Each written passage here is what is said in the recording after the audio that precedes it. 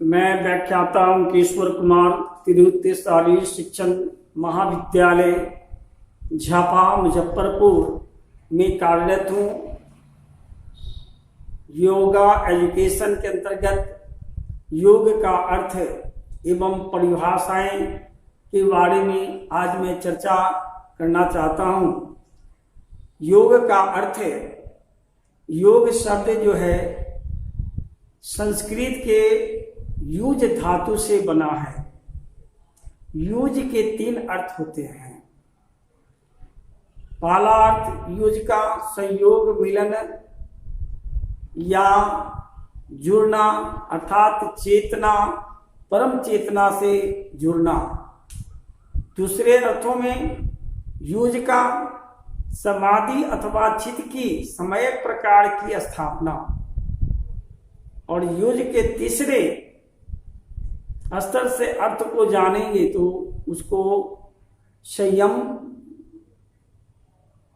तो संयम महर्षि पतंजलि ने इस अर्थ में भी इस धातु को स्वीकार किया है 3 बातों पर: धारणा, ध्यान एवं समाधि। ये तीनों का किसी एक देह में पाया जाना संयम योग है। तो योग शब्द को अब अंग्रेजी पर रूपांतर किया जाए तो उस योग को हम योग शब्द है जिसका अर्थ भी जुड़ना है।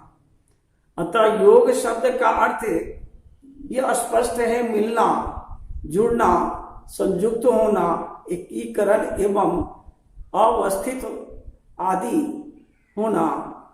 तो इस प्रकार से योग शास्त्र में विभिन्न प्रकार की विधियों, मार्गों तथा अभ्यासों का वर्णन मिलता है जिसके द्वारा साधक को अपने अंतिम तथा मध्य के लक्ष्यों की प्राप्ति होती है।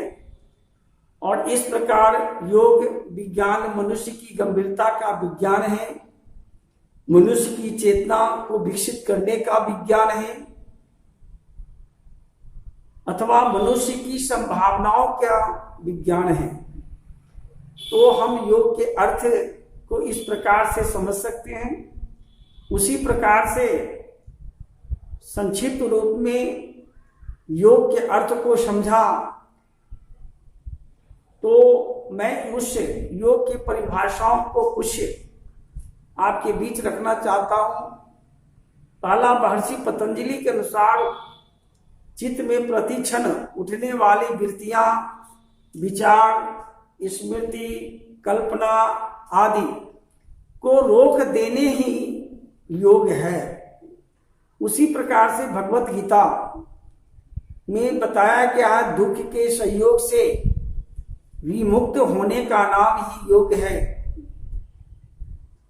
याज्ञवल्क्य के अनुसार जीव आत्मा से परमात्मा के मिलन को योग कहते हैं। उसी प्रकार से हमारे डॉक्टर राधाकृष्ण जी ने योग की परिभाषित करते हुए बताया कि मानवीय प्रकृति के भिन्न भिन्न तत्वों के नियंत्रण द्वारा पूर्णता प्राप्ति के लिए किया गया विधि पूर्वक प्रयत्न ही योग है। मानवीय प्रकृति के भिन्न भिन्न तत्वों के नियंत्रण द्वारा पूर्णता प्राप्ति के लिए किया गया विधि पूर्वक प्रयत्न ही योग है।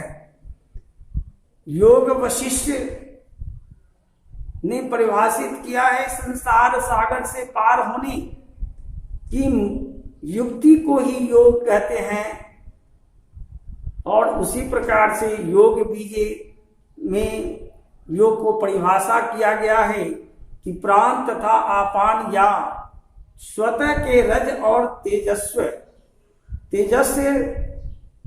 या सूर्य तथा चंद्रमा यथा जीव आत्मा और परमात्मा आदि वृद्धि गुणों के एकीकरण को योग कहते हैं।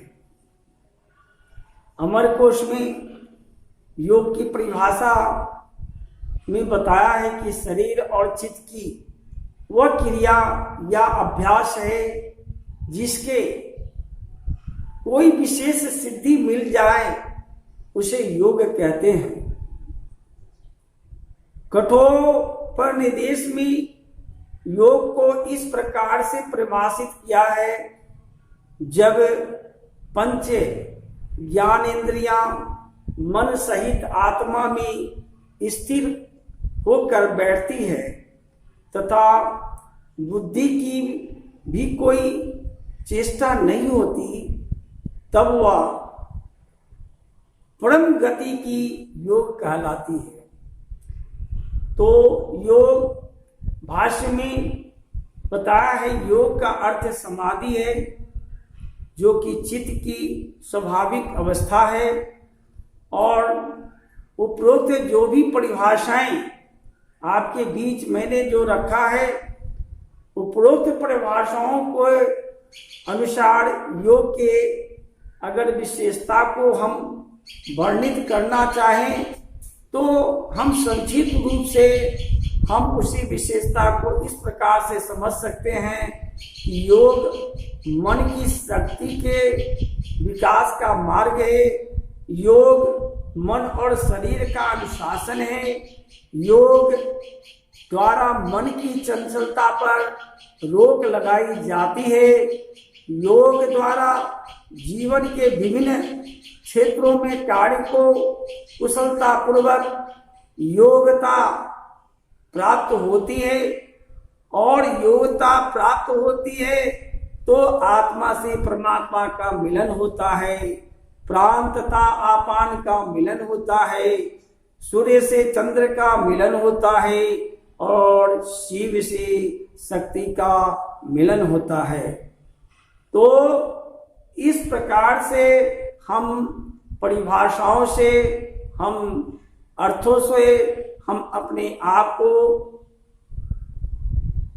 समझा कि अर्थ और परिभाषा में अनेक ऐसे बातें आई हैं जो एक मनुष्य के सर्वांगीण विकास के लिए बहुत ही लाभकारी तथ्यों को मुझे प्राप्त हो रहा है।